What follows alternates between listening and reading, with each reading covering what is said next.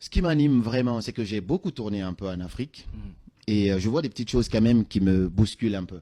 Je suis africain, je ne suis pas le plus grand des panafricains, mais de ma petite conscience, il y a certaines choses qui me touchent. J'ai été en Guinée, tu vas voir en Guinée, les grands centres commerciaux sont tenus par des étrangers en Guinée.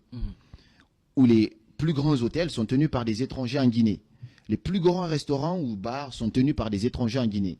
Tu viens ici, au Congo, les plus grands hôtels sont tenus par des étrangers au Congo. Hier, j'étais dans un bar pour regarder le foot et tu te renseignes. Avec Inos B, Inos, Herman et tout. Mais finalement, tu te renseignes, tu sais que finalement, ça n'appartient pas à un Congolais. Ça appartient à des étrangers.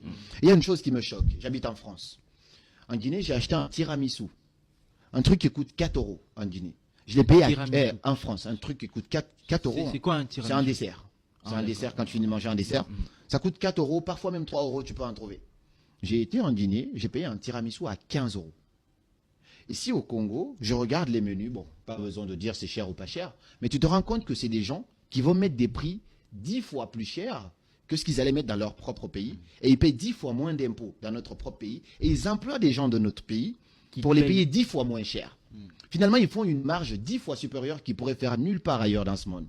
Donc, quand je fais une conférence comme ça, bien sûr, c'est du développement personnel. Bien sûr, on parle d'entrepreneuriat et de digital. Mais c'est aussi réveiller un peu ce continent, réveiller un peu cette population, qu'on se rende compte qu'on ne devrait pas être juste des consommateurs, on devrait être des producteurs. On doit commencer à éviter le fait qu'un étranger quitte chez lui. Parfois, c'est des gens qui sont absolument rien chez eux.